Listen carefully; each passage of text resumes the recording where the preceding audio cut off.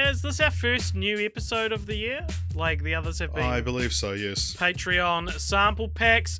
Welcome along to the Popture podcast, our summer off season, where we do much harder work in a lot of ways. Even think about that, we end film franchise fortnights for the year every year and take a few weeks off, but then we do this series of end of year, start of new year podcasts, which take up a lot of all of our time. Yeah. Anyway, so we don't really... The way you said, do you ever think about that? Was very like 90s comedian. Oh, cool. Or like, no, when I say 90s comedian, I mean specifically Jerry Seinfeld. Tim Allen. Oh, right. Yeah. Like, when he's talking about, superhero movies, and he's like, so no one can recognize Clark Kent when he takes his glasses off. Do you ever think about that? Do you ever think about how the pants, the Hulk's pants, grow with his size? And for those who haven't seen this interview, this isn't Richard being like hopelessly unoriginal. This is legitimately Tim Allen's material. Tim Allen, I've said this on the podcast before, I reckon he might be one of the dumbest famous people there is. I hope that he goes to bed every night knowing how lucky he is he's in Toy Story. Yeah. I'm AJ. Great way to start a podcast, by the way. This is top tier stuff. Well, it was until you hung a lampshade on it, Jeremy. Do you have any more lampshades? Well, yeah, I mean, basically just you starting talking about how punishing these first episodes are, and it means it's absolutely not a holiday. And I'm like, yeah, because the presence of Jeremy just following you around at the beginning of the year. No, it's the best part. No, it's a little bit that. This is what are we doing? We're doing the most disappointing films of 2022. I'm AJ, joined by Jeremy, who just declared himself just then, and of course, Richard. So yeah, if you haven't listened to our podcast much or at all before, we do this every year. We do a little.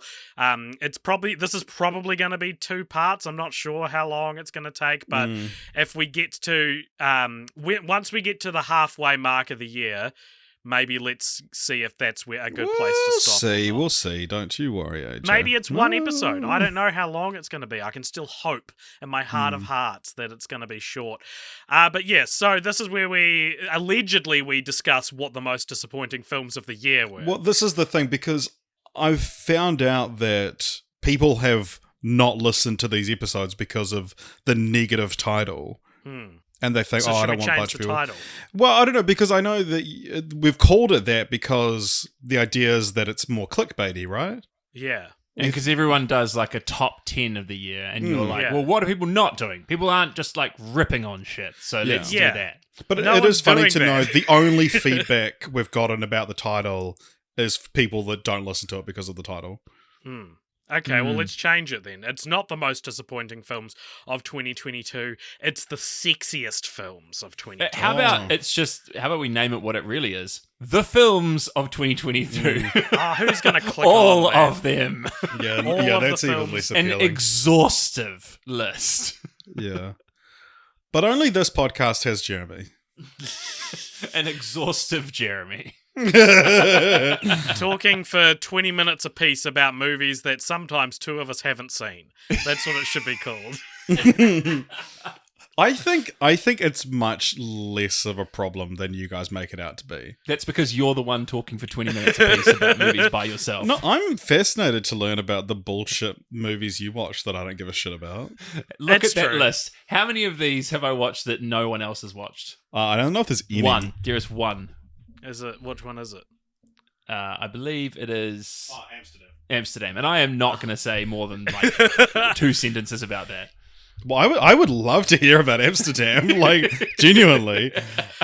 Things have changed since in the last year as well, and because if you remember last year, the 2021 most disappointing films of 2021, it was very quick because the 2 of you spent a lot of the year in lockdown up in Auckland, and so you didn't get out to see a lot of movies, and I had. Well, we weren't allowed to get out to see them. Yeah, and I had to carry the weight of having seen the most films that year because I live in Christchurch, but in the time between then and now, our lives, specifically mine and Richard's, have changed quite a bit, and certain opportunities have arisen, which now means that Richard has probably seen 2 to 3 times as many movies this year than I have through his new movie reviewing job for One News in New Zealand.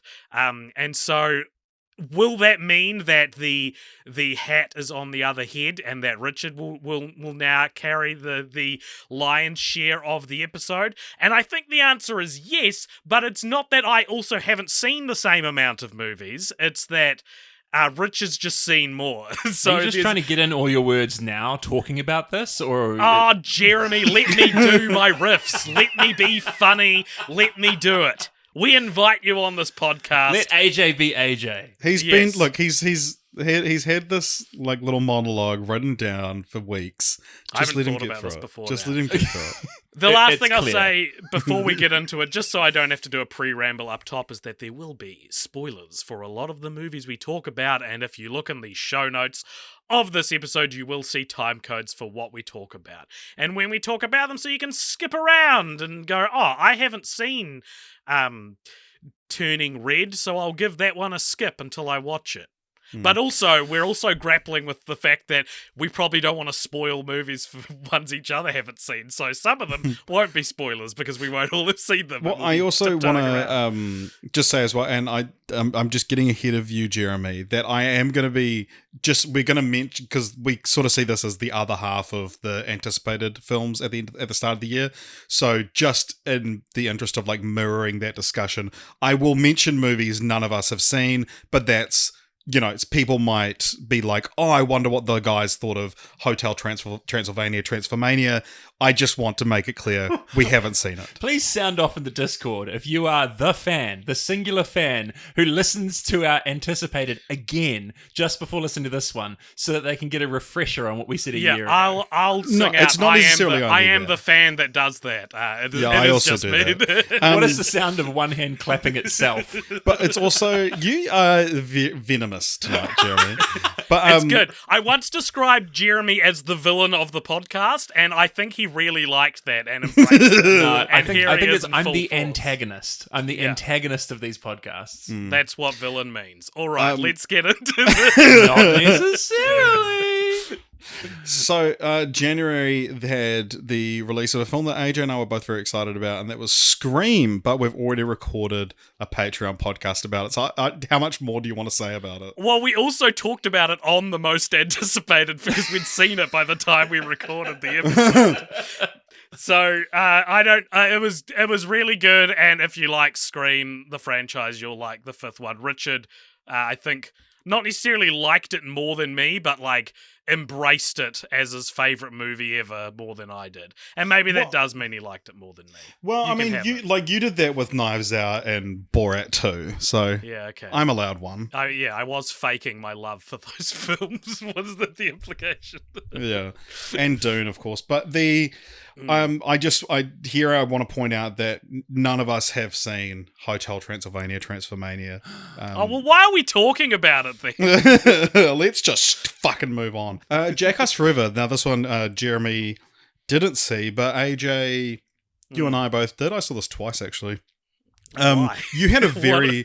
Because you knew I wouldn't watch it, and so you had to make up for the... Yeah, I wanted it to be seen 3 times. Yeah.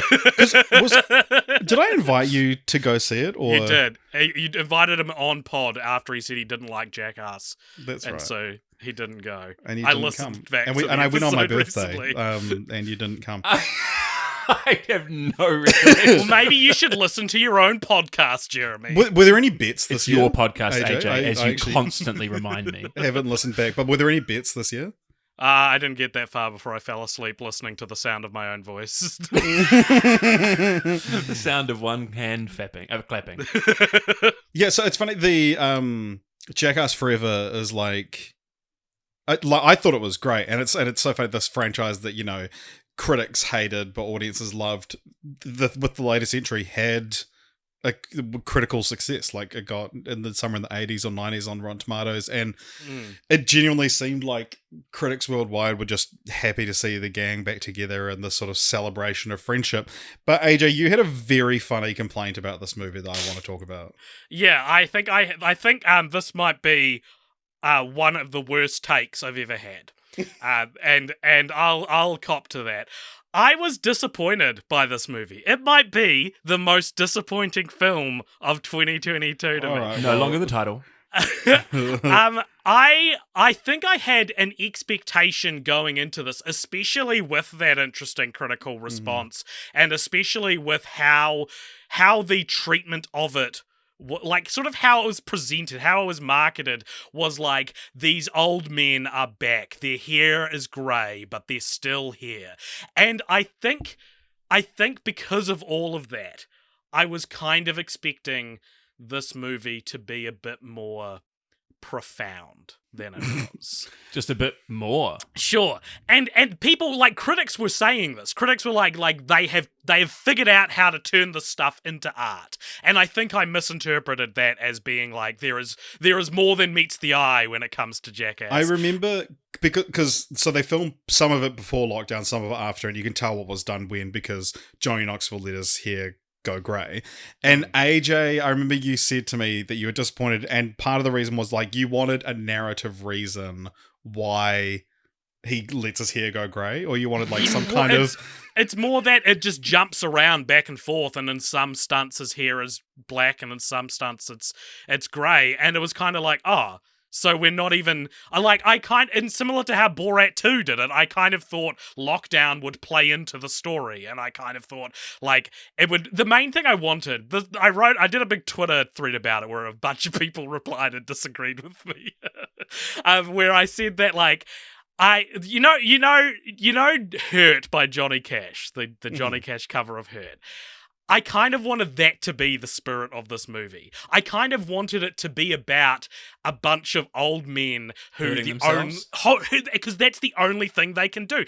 Hurt by Johnny Cash should have played in the trailer, I think. And it should have been about all of these things. It should have incorporated lockdown into the narrative and been about, like, who are we that we are in our 50s now and all we know how to do is get a bunch of bees to sting us on the penis. Like, I think I was hoping for, like, a human condition examination, which I don't think is too much to ask for. I think that's in the realm of what could have happened with this film.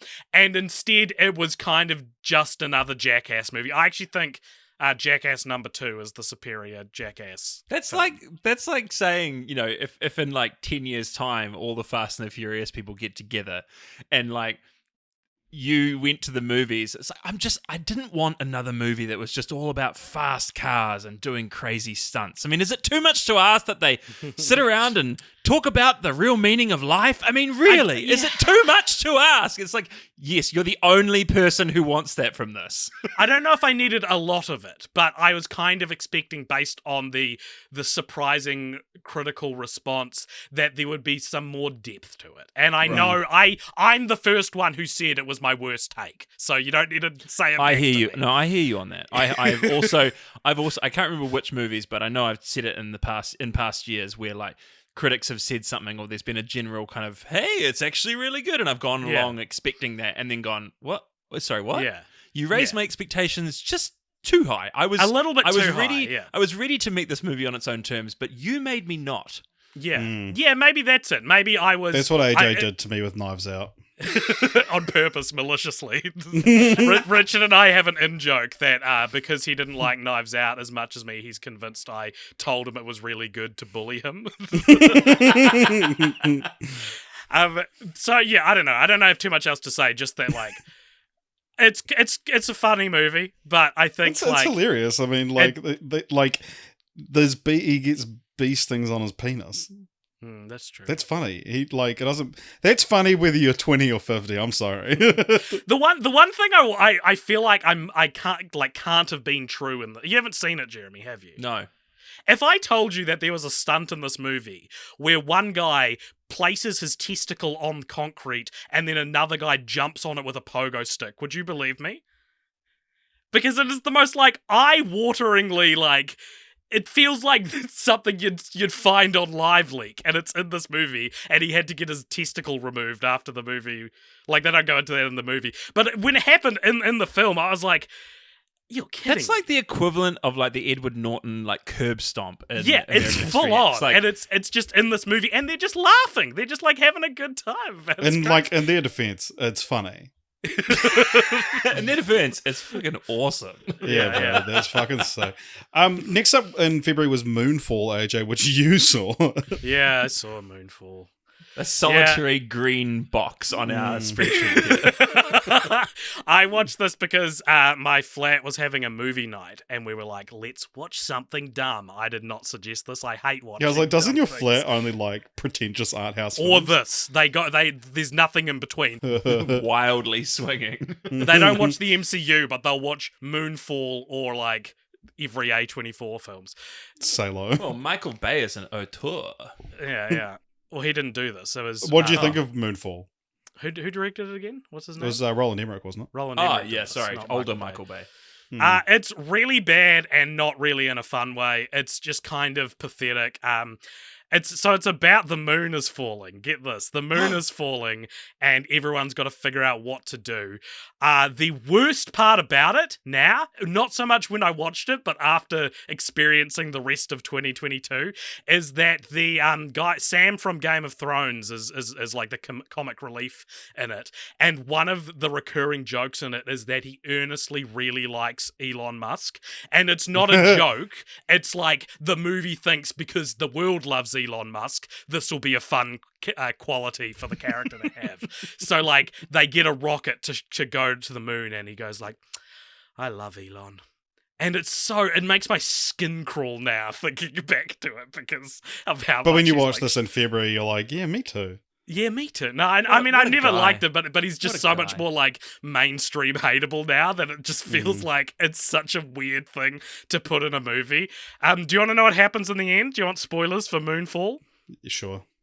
They go to the moon, and it turns out it's hollow. So it's a hollow Earth, hollow moon theory movie. And inside it are aliens, and it's actually a ship. And in the end, they all escape except from Sam from Game of Thrones, who stays behind to sacrifice himself or something like that. And then the main characters go back to Earth, where they now need to live in like a post-moon. Like there's no moon anymore, and so they've got to like rebuild society. But the last part of the movie is Sam from Game of Thrones wakes up in like an endless infinity white room, and there's like this alien there that's taking the form of his father or something. I can't remember. And he basically says to this character, "You are the moon now." And so Sam from Game of Thrones becomes the moon. That's a And real that's cool. aggressive fat joke. Yeah, right. It's quite bad taste. So yeah. Horrible That film. sounds good, yeah. Not fun. Speaking not of fun. horrible films, I'm glad that you watched this as well, Jeremy. Death on the Nile, Kenneth Branagh's new whodunit.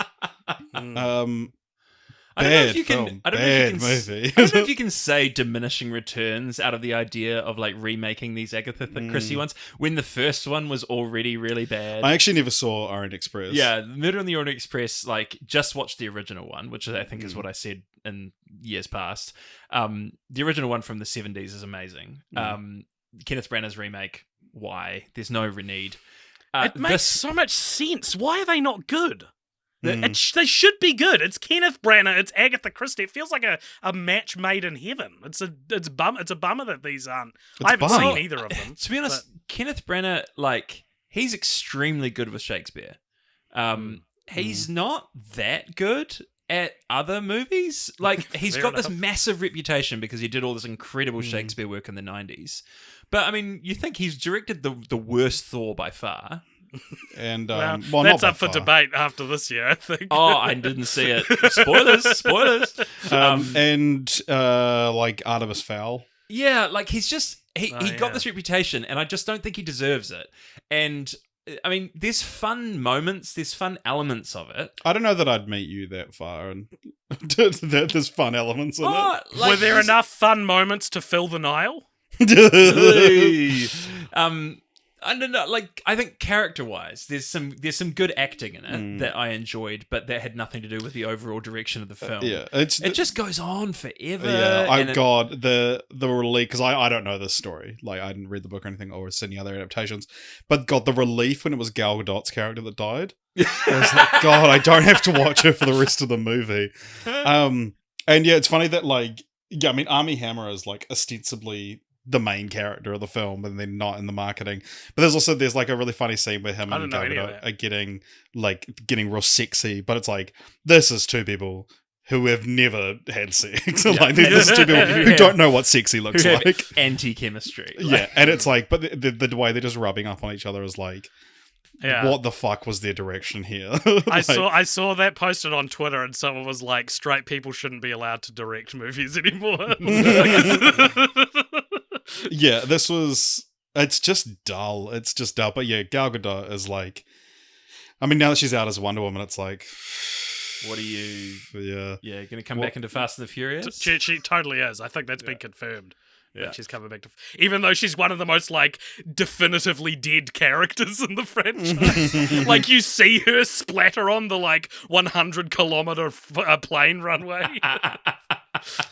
Yeah, like she's playing Cleopatra apparently in something like this passion project. But I saw a behind the scenes video of Glass Onion, and it's like the Glass Onion cast answer your questions kind of thing. They're sitting on the set, and it's like Ryan Johnson and all the cast, and then they get a question in that's like, is there enough something to fill the Nile? Like, someone writes in a joke like that, and everyone kind of just goes like, oh haha, but Ryan Johnson like does the throwing champagne over his shoulder like thing, and I was like, it's so good that Ryan Johnson is aware of the meme of how bad Death on the Nile is.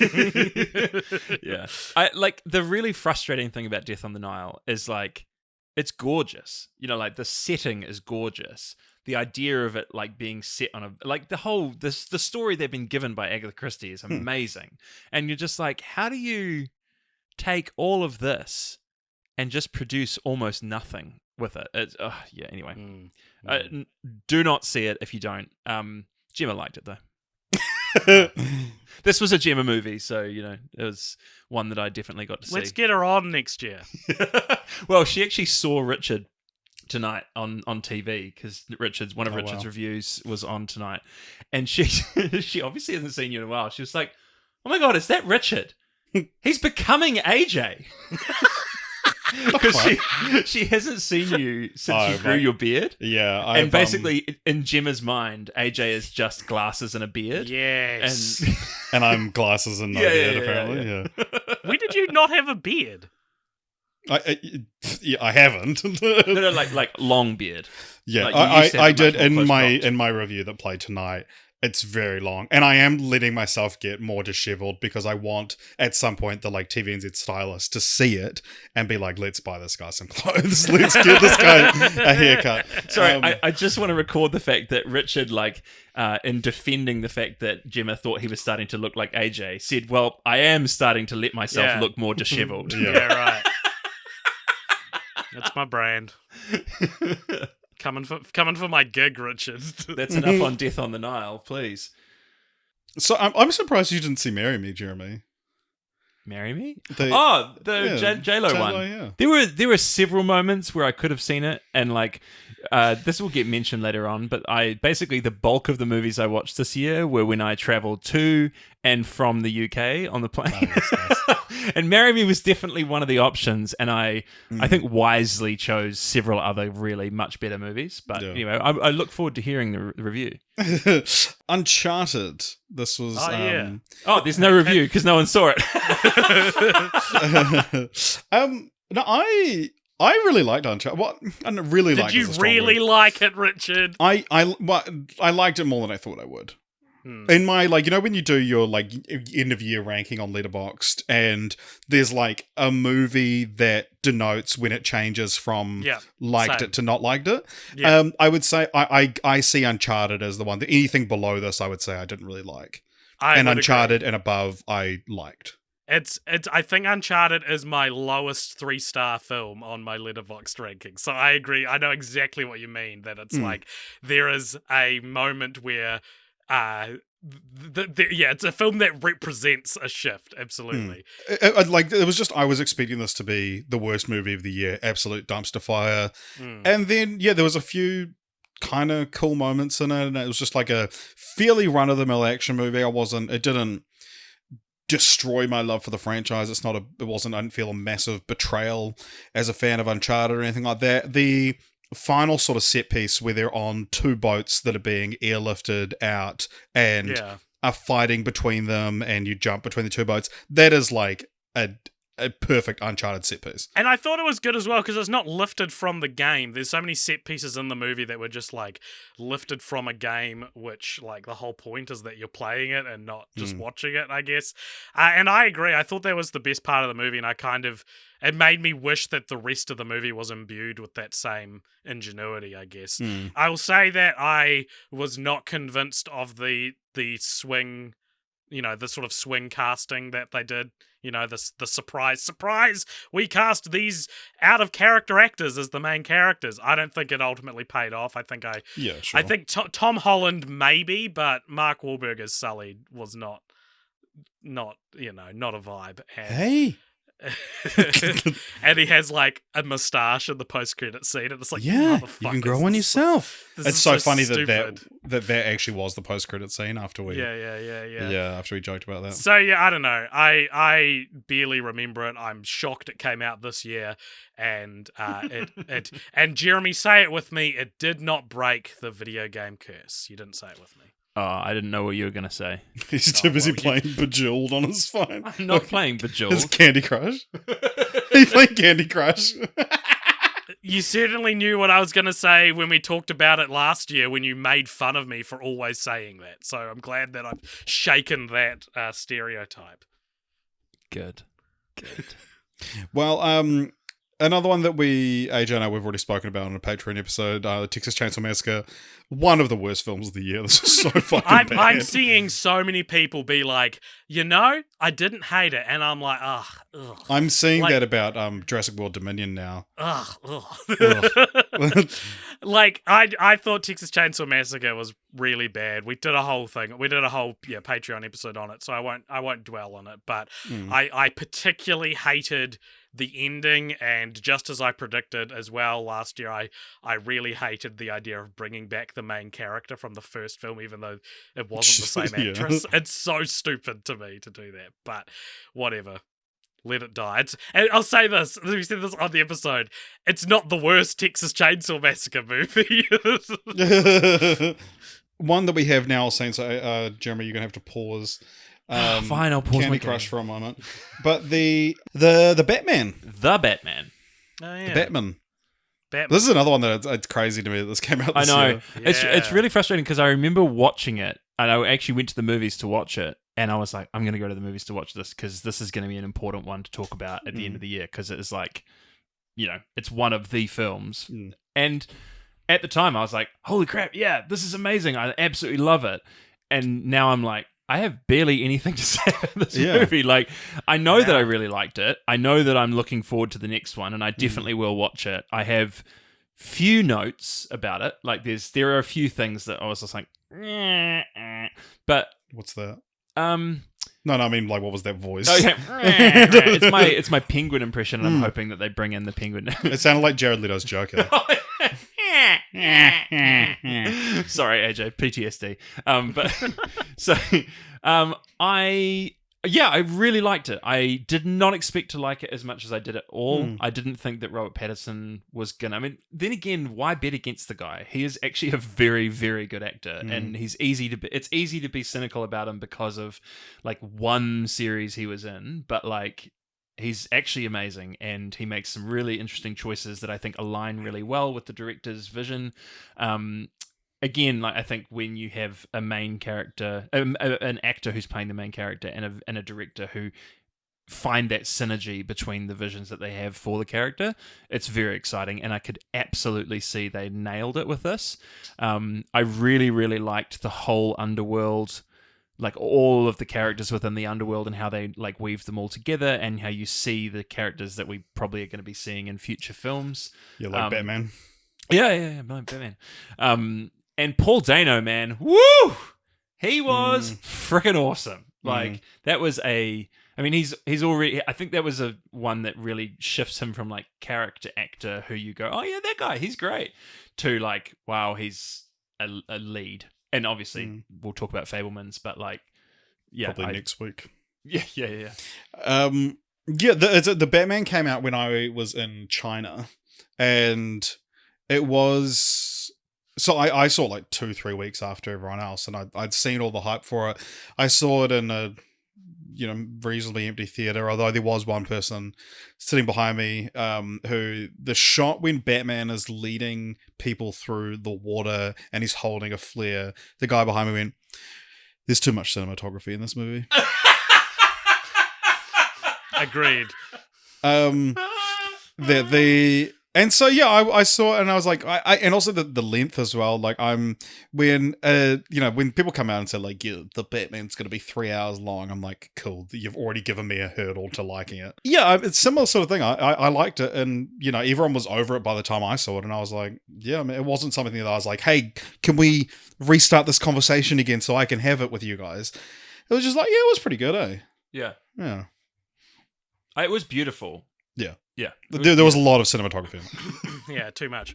I did say that on our look ahead most anticipated of 2022 podcast, I was like, this might be my most anticipated. And like you, Jeremy, I remember liking it, but also I don't know how much I have to say about it. I really liked Colin Farrell as the Penguin. Yes. And I'm glad he's getting his own spin-off TV show, which I think is a brilliant decision to make. And there's nothing I really didn't like about it, but like, I don't know. Like, I've ranked it. I was looking at my yearly ranking. I've ranked it 17th, which is lower than I thought I would give it. And I don't know what it is. I don't feel like I have any. I feel like the most excited I got for this movie was the original trailer, and then the rest of the movie was sort of just like, cool, yep, this is what we saw in the original trailer. I liked the use of the Nirvana song at the start and the end of the film. Something's in my ass. Yeah. And I liked the scene where he tries to fly off the building and fucks it up. And I think I wish there were more stuff in it like that. And what I think is a real interesting conversation is a lot of people being like, oh, this is the villains they should do next and stuff. And like, I feel like film Twitter or comic book film Twitter, whichever side of Twitter I'm on that are talking about this, I feel like everyone's getting a bit too excited and forgetting how grounded this universe is, because people are like, oh, let's introduce Superman, let's make this the basis for the new DC universe, the DCU. Yeah. As of recording this today, I believe Matt Reeves has explained that this is not. There's going to be a Batverse and a DCU. There's going to be a Batverse. I don't think we're going to get any supernatural bad guys in this franchise. I think they've already established too realistic of a tone. And because I remember thinking the little contact lenses that were also cameras, I was like, this is stretching it a bit too far. So if that's pushing it too far, I can't imagine incorporating a comic book accurate Poison Ivy or Mr. Freeze into it as much as I want to see those characters. I feel like those contact lens camera things, I could see them existing. Yeah, I guess it just felt like far and beyond the most technologically advanced thing in the film. If there were heaps of stuff like that, yeah, cool. Yeah, and it's like the film is not set in kind of a very futuristic kind of... exactly. In fact, it almost feels like it's set in the 90s. Like, I know that obviously there's Something. events... Yeah. Yeah, well, no, and so to have, like, crazy tech in it, it felt a little jarring. I do have to say, the one thing that does stick out to me about this film that was like, was the chemistry between Zoe Kravitz and Robert Pattinson. I didn't like it. I didn't really feel it. Like, it's interesting because I feel like that's one of the things people praise about the film. I feel like, I don't know. I feel like I believed it from her. I didn't believe it coming. I mean, maybe that's the dynamic they wanted. Or maybe you're just more attracted to Robert Pattinson than Zoe Kravitz. I felt like he was desirable, but no, I just don't know what he saw in her. And it's interesting because I think that the treatment of her as Catwoman was brilliant. Like, I love, man, the story they gave her to play in was so good, and the character, and even how they brought her in as she was the friend of the Russian girl, just really, really, really good. And I think I have a feeling this is a take that was done to death at the time, so my apologies. But the fact that it was really bringing it back to Batman as a detective, and he's actually really good at being a detective, solving things. He's not though. Was it not? No, I mean he didn't know what he didn't know it was El Rada. He didn't know that it should be La Rada. Oh right, yeah. There is like it is interesting because there wasn't when the film came out or when people sort of started to hear about it, it was like, oh yeah, they're doing him being a detective again. Now it's sort of swung in the other direction, being like, he's actually kind of dumb. Well, I think it's more the tone. It's like because they did film noir, which is very it's the style of a detective. Well, it's not film. actually film noir though, is it, AJ? No, you can't make a film noir. It's a dead genre. It'll be a neo-noir. Neo-noir. Neo-noir. Yeah. So anyway, tone-wise, brilliant. I loved the color palette. It was really good. I thought the final set piece dragged on too long. Yeah, because also it felt like the film was over, and then they're like, "No, let's flood the city." Yeah. That's cool though. I'm looking forward to a flooded Gotham and well, presumably they'll drain it. The Batman 2, The Way of Water. But it's like I more mean like that's even if they have drained it, a city that like was momentarily flooded, like full of black mold. Yeah, and well, I guess like sort of like that would debilitate a city even if all the water's gone. Right, like it'll still create sort of a mini post-apocalypse, which I think would be a great breeding ground for crazy villains. I feel like places have been flooded though, like cities get flooded all the time, and nobody bats an eye. Anyway, very good. There was also a Joker reference. You didn't see the Nobody Adam Project bats a man. You didn't see the Adam Project in the end? No. Turning Red. Jeremy, you haven't seen this, but AJ and I both did. Mm-hmm. What do you think about the whole 9/11 thing? Oh, it was a terrible tragedy, and the world has been forever changed because of it. What is the 9/11 meme with this movie? It's set in 2002 in like Vancouver, and it follows like an immigrant family, and 9/11 has no presence in the film, I guess. Right. Was the argument from a certain crowd of the internet, which I do not find myself necessarily identifying with.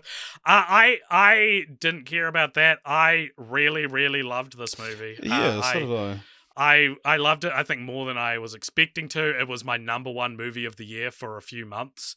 I just really loved it. I thought it's kind of like it's very similar to a movie I would make a few months later, actually. I'm only just putting that together now that it's kind of similar to Big Baby. But it just appealed to me in a really specific and unique way. And I really, really loved the climax. I thought the boy band was really funny.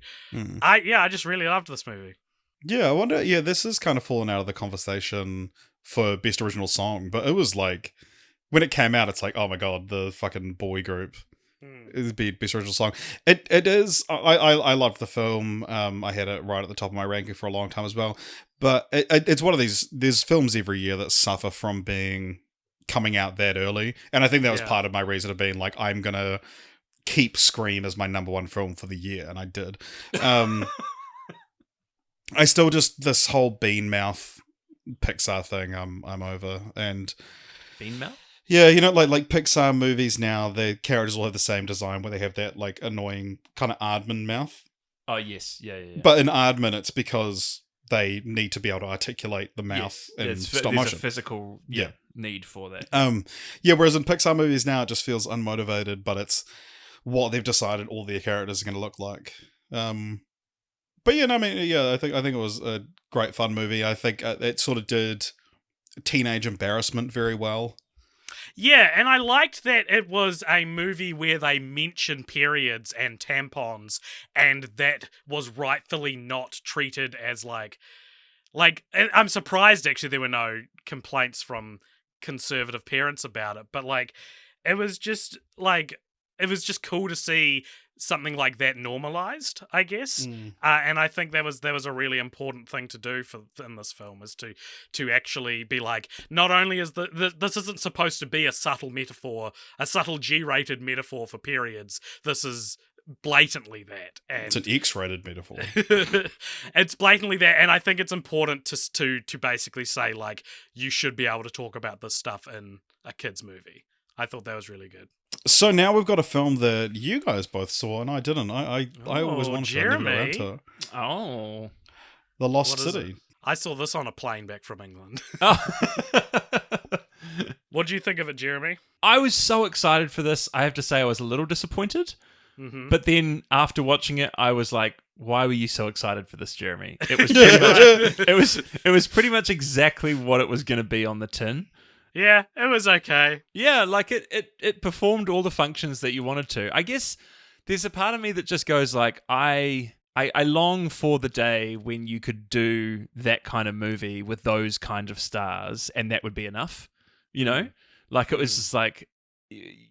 It's like watching rom-coms now and just wishing that they would make rom-coms like Notting Hill and stuff where all you needed was like 2 big tentpole movie stars and you basically had the entire movie in the bag, and it would open, it would be massive, and everyone would be like, "Oh, this is one of our favorite movies of all time." And it's like, it feels like movie making like that used to be so easy. And now, yeah, like these sort of action adventure movies where they go somewhere, there's a MacGuffin to be found, there's a villain, there's people who need to, and there's humor. I really loved the fact that they were going big, like going for the humor and those sorts of action adventure kind of things. And like their use of Brad Pitt was brilliant. Like, I do have to say, but once they did the big reveal with that character, it was almost too early, but that was the joke. And then it was kind of like, for the rest of the movie, you're like, oh, the energy kind of got sucked out of the room. Yeah. Because, yeah, I know what you mean. I think that if we were saying before about how Uncharted is my lowest 3-star movie, and that represents the shift. The Lost City is my highest 3-star movie, and that also represents a shift, I think. Yeah. So Yeah. nothing really wrong with it, just it was fine and okay. It's almost like with those people in, like, Sandra Bullock is an incredibly good executive producer. Like, she knows what is entertaining. And so it's almost like with her in the movie, it couldn't be worse than it was. But it's almost like it took all the powers of people who are that good at their stuff to get it to be that good.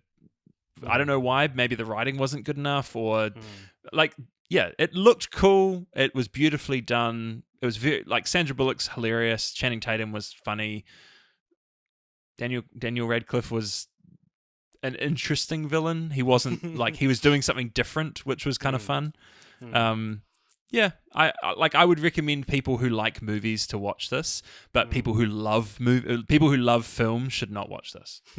So my flat, it exists in that valley with my yeah, flat. your flat can't watch this movie because it's not bad enough for them to enjoy, and it's not good enough for them to enjoy. Yeah, exactly. So now one that we've all seen, Everything Everywhere All at Once. This is the movie of the year, like this is the little film that could. Letterboxd highest rated film of the year. I feel like if the Oscars were run by people my age, I feel like this would be a shoo-in for Best Picture. But it's not. It's got a lot of energy right doing now. well. Yeah, like it's amazing how much this managed to keep its momentum. When we talked about this last year, I hadn't seen any trailers. I didn't know anything about it. I knew it involved around the multiverse, but I managed to see this film a couple of weeks earlier. I just happened to get tickets to a preview of it, and yeah, it was like blown away. Couldn't believe it.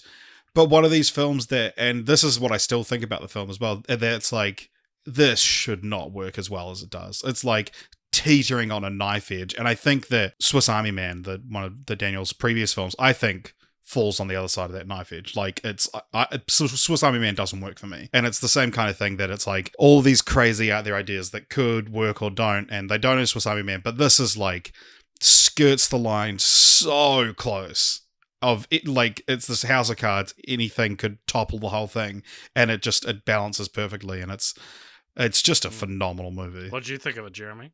Yeah, what? I'm just on the other side of the line. Really? And it's so annoying to me because I think that it's Jackass forever for me because like I think people got to discover this movie. They got to discover how good it was, and it was almost like that sort of word of mouth, like, oh man, you really need to see this. And by the time, like, I started watching it on the plane in October. The fact that you specified the month means it felt like, did this take you longer than a month to watch the whole thing? I literally just finished the movie last night. Like, so I started watching, and I think also it's just not a good movie to watch on a plane when you're really tired. It's not a good movie to watch over 4 months. No shit, Jeremy. No. So I'm saying all of this to say it's my fault that I didn't enjoy this as much. Like, I'm coming to this being like, damn, I wish I enjoyed this movie more than I did. And the thing is, there's so much to love about this movie. Like, Jamie Lee Curtis is fucking amazing. Like, everything she does in this movie, I'm just like, holy crap, this is such a good performance. And, like, all the other cast, great. Like, they do a really good job. Yeah. It just... And I also think part of it, I think famously known, well, not famously, famous on this podcast for just being like, I don't give a shit about multiverses. Like, this is just, multiverse stepping into the prestige, though. Like, but the thing is that, like, it's stepping into the prestige and winking at you as it steps into the prestige. Like, I mean, and I don't mind that it's crude. Like, I laughed out loud at the dildos, like, being used in the fight and, like, the hot dog hands. Like, very funny. I enjoyed those. Nothing's more crude than hot dog hands. It wanted me to take like the central themes more seriously than I was willing to take them.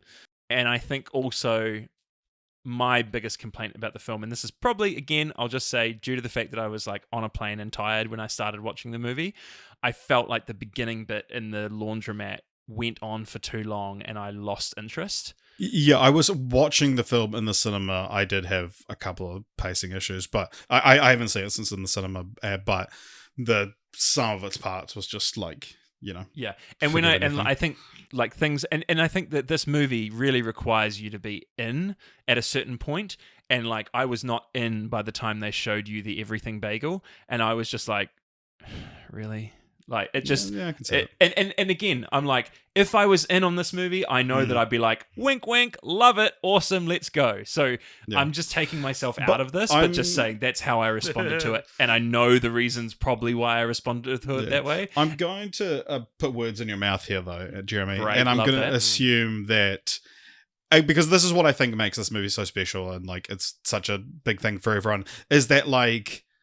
This film that was made on a tiny budget, the VFX was done by like 9 people, and it's like this little word of mouth thing that could, like, this film should have bombed, and feels like in any other year it would have. In any other year it would have been this like flash in the pan, and come Oscar season, it's not in the conversation at all. But it's like, it's managed to just, people are still talking about it.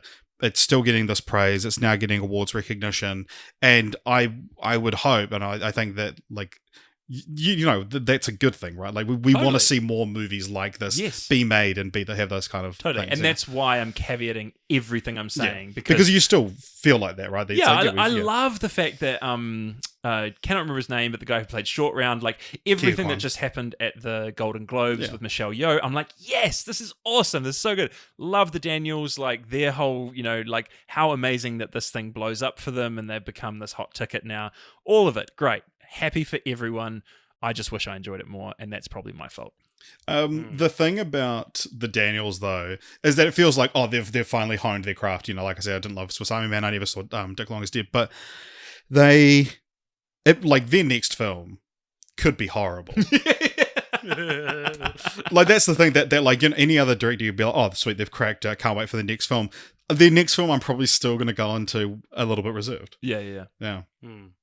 Because they're taking big swings. And it's like, but I love to see big swings. I would love to see them be able to get. I mean, the cast of this film is amazing, but getting those big name actors, they'll have people lining up around the block to work with them now. But you get a big name actor in a film, more people see it. It does better. So it's like, I do want to see them, be working with the biggest actors in the world, even though their casting up until now has been perfect. But yeah. All right, everyone, strap in for my opinion on this movie we've already been talking about for quite a while. Oh, sorry, AJ. I wouldn't say I went into this blind. I had seen the trailer and thought it looked awesome, and Richard had seen it and told me it was awesome, and I think he did that to bully me. Yeah, that was to hurt your because- feelings. It was to hurt my feelings. Because while I gave this 5 stars, I think there's a lot of social pressure to give this 5 stars. Did I just release you, to be honest, AJ? No, I was always planning to do this, Jeremy. Don't worry.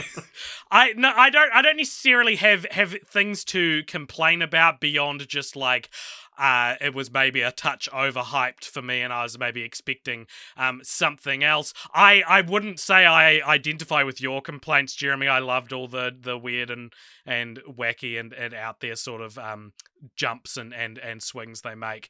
What I didn't like about this movie is, and this is something I feel like I've said as a complaint about several movies, and Richard always makes fun of me, and he's about to say, "Oh, so you would have rather they had told instead of shown." But he's getting ready. His lips are pursed to say it. I think this movie has walked into the cinema late energy. I think that when there's that moment in the elevator at the start where the husband switches dimension version and turns around and starts giving her the rundown, and it felt like this should have been the second scene where something weird happened, not the first scene. Like, it felt like I personally felt like I missed something the whole movie. And Yes. the rules of the universe felt like they skipped step 1, and I'm supposed to, because I've seen the trailer, I should know what's happening. And it doesn't matter that the movie should. It kind of felt like they were relying on people having seen the trailer. Well, first. okay, so this is an interesting thing. So a few things there. One, You're a dick. it seems like you would have rather the film told you rather than showed you. Yeah, even though that scene is literally a character saying something, telling something. Yeah, I hadn't seen the trailer, and I followed that fine. I think that I'm sure Michelle Yeoh's character wanted more context for the things that were happening to her, but she didn't, and neither did we as the audience. Like, you say that, but she just accepts everything. She had very little what's going on, I'm Go- not at as low of an ebb in life as Michelle Yeoh's character was, so I needed a little more convincing. Whereas she was a total desperation. The biggest failure in the multiverse, if you know what I mean. The line that's like out of every possible version of the multi, because it's like the idea of this multiverse is that every time you make a decision, it's like it veers off, and it's the idea is you're the key to this because every single decision you've ever made in your life was the wrong one. Right. And I was like, God, I relate so hard to this character. Like, I've never felt more seen in a movie. Yeah, because they're like you're because what's her character's name? Evelyn. You're the Evelyn with the most untapped potential in the multiverse. Yeah, because nothing you've done in your life has been the right. You haven't succeeded at anything, and so you can access everything. Yeah, and I was like, fuck, yeah, we need more characters like this on screen, who, make me feel seen. But all right, 6 o'clock news movie reviewer. What a failure. Well, okay, when I saw this movie, it was true. I will say this about it, like, I'm absolutely going to watch this again before we cover it again for the Oscars, because like this whole year it's just felt like I did not necessarily receive the same movie as everyone else, and like this genuinely it feels like, and I don't think this happened, but it genuinely feels like I stopped paying attention for a couple of minutes towards the start of the film and missed something. And it's not like I found the whole thing hard to follow, it just felt weird that the movie hadn't laid out the rules and things for me. I completely agree. I had exactly the same experience, and I felt like I couldn't sit in and enjoy the film because I was constantly feeling I was trying to catch up.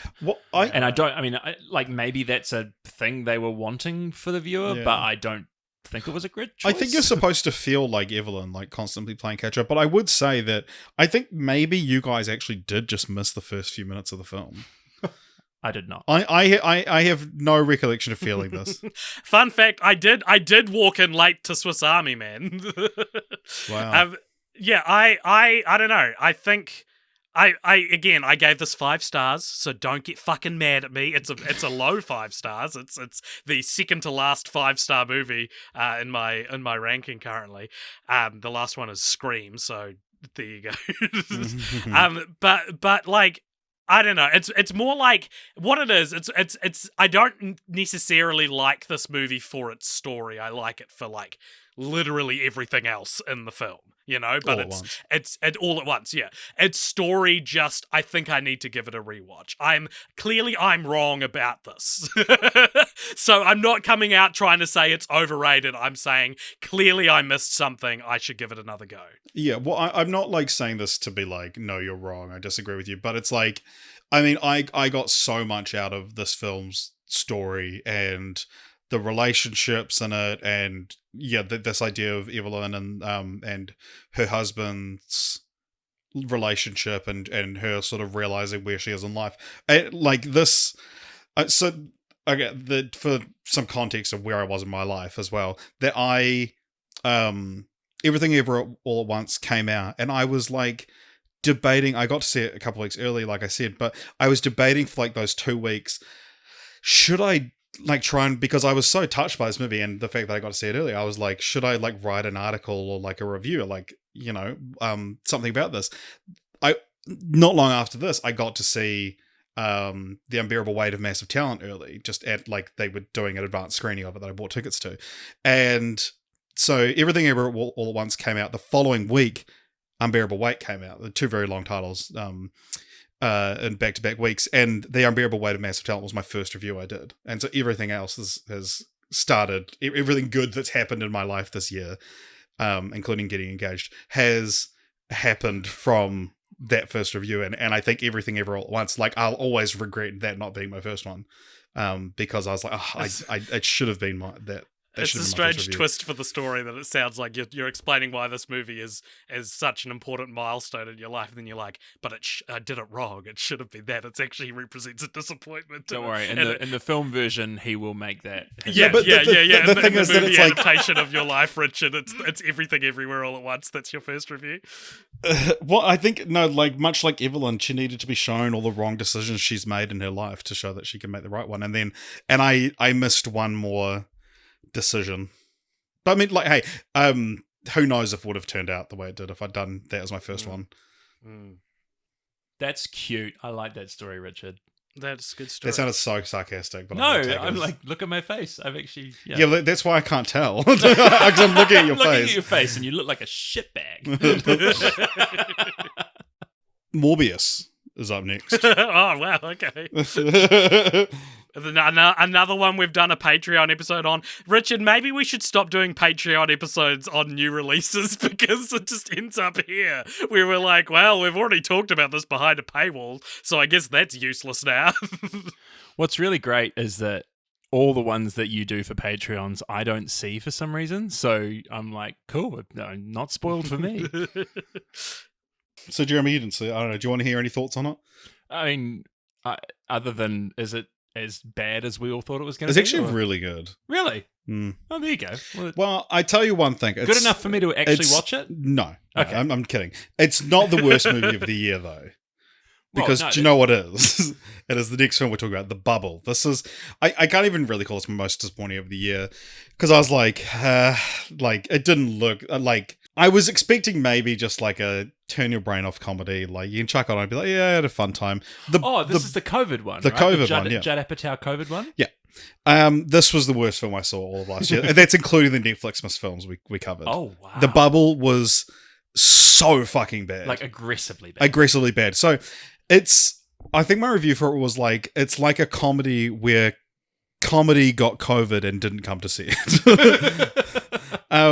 It was just like so aggressively unfunny, and it's like the joke of it is supposed to be that it's this cast of rich a-holes that are making a movie during COVID, and the director goes crazy essentially and says like, and keeps them all hostage, and so they're filming this film for like a year, and they're stuck in lockdown in this bubble, and So part of the joke is supposed to be like, oh, look at these privileged a-holes having to like, live in a mansion and be locked down when other people had it tough. So it's like, it is aware of that, but that's also just the entire film. Yeah, there's only so far that being self-knowing about being a privileged asshole gets you. Yeah. Like, you can only say, oh, we know enough times, and then you're just like, but what else? Yeah.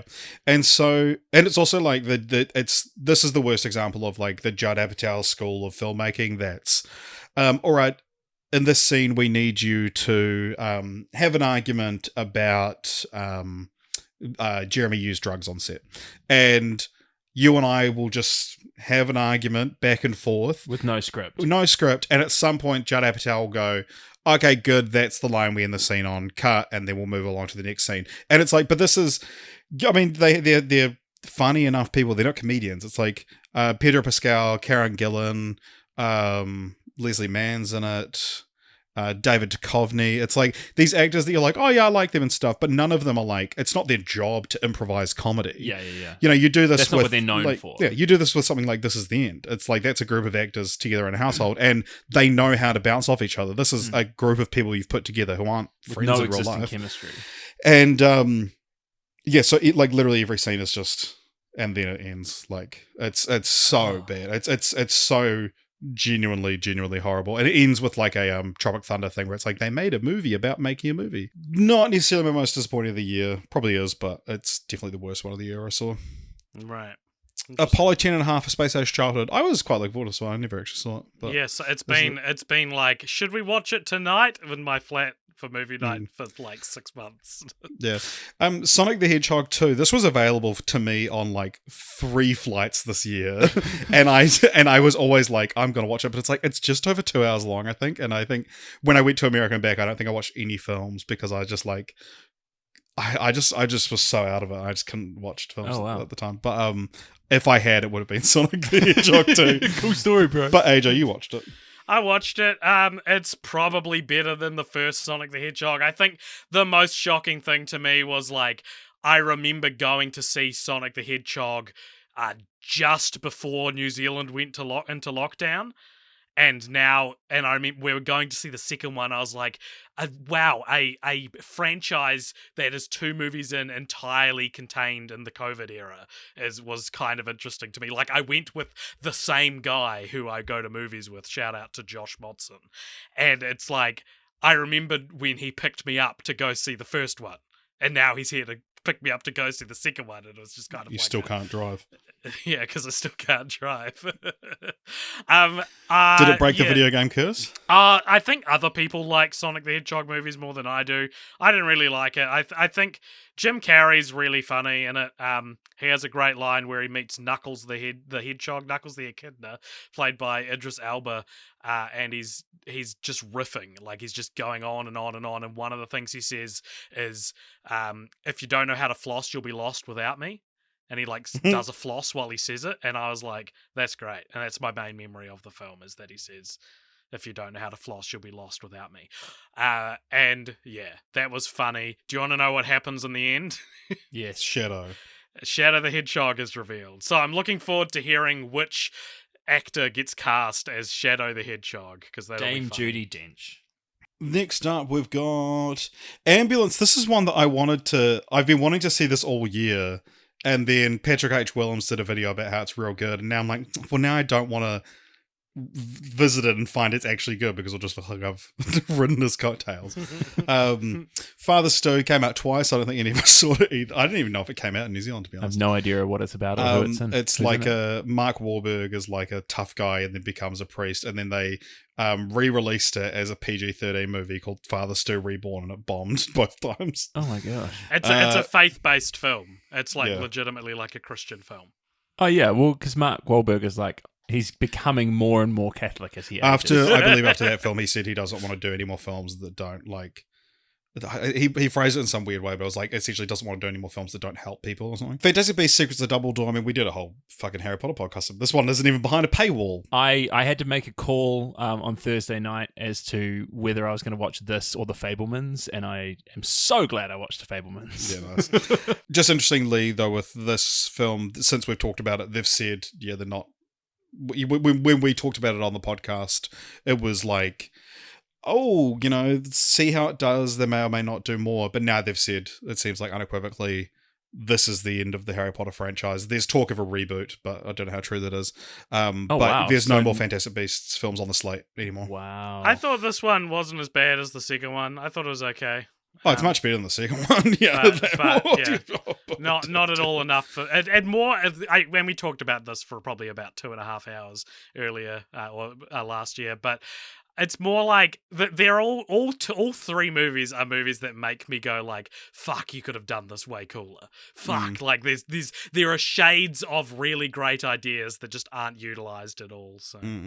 But also the funny thing about this one is that like Mads Mikkelsen is so good and makes so much sense as Grindelwald that it's like, why wasn't it just him? But yeah, it is interesting because I saw people be like, and I think we talked about how it's like, oh, it kind of makes sense as an ending, but it doesn't really. It didn't feel like a finale.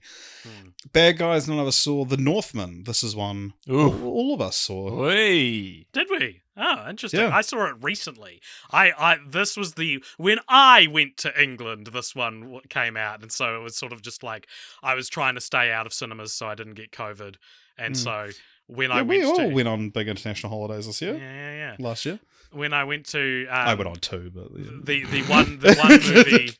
The one movie I managed to see in theaters in England was Doctor Strange and the Multiverse of Madness, and I tried to see The Northman but couldn't get in. It just wasn't playing at a good time. So I watched it recently. I really liked it. I thought it was really fun, and I really liked a lot of the what. You thought The Northman was fun? Yeah. Holy Jeremy. crap! What do you think that people didn't like this movie? No, like I think if you like fun's the wrong word. Yeah, fun. Right. Like this, Okay. this I movie. thought you were was... about to say you hated it, and I was like, okay, well, you're the weird one. So no. sit Like back this. down. I mean, this. I think this movie is impressive. It's like there's all kinds of like really good it was adjectives fun you can use. And quirky and light. It was just a light, fun. What movie are we talking about? Just turn your brain off. Yeah. Just turn your brain off and enjoy the ritual sacrifice of humans pegged onto a wall.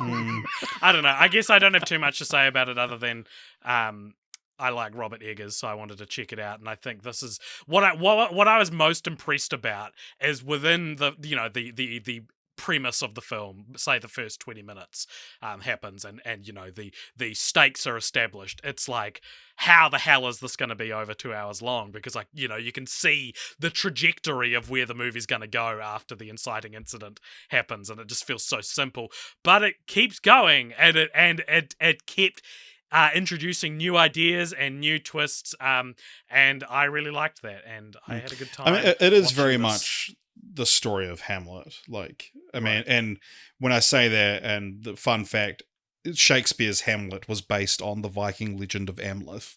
So this is actually an adaptation of the thing that Shakespeare stole for Hamlet. And so Amleth, you take the H from the end, put it at the start, it's Hamlet. Wow. How did you do that?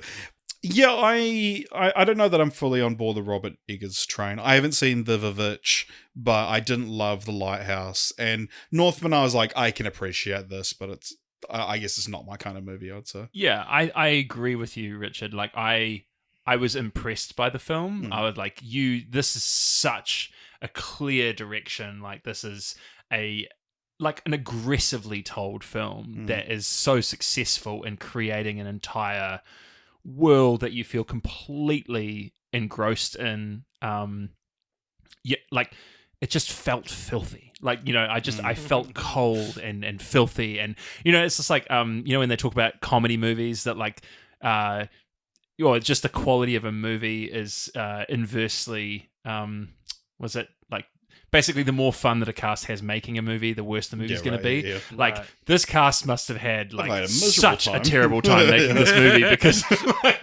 but like everything just felt so awful, and I'm like, that's really talent. Like that requires a lot of talent from the director to create that much mood and atmosphere.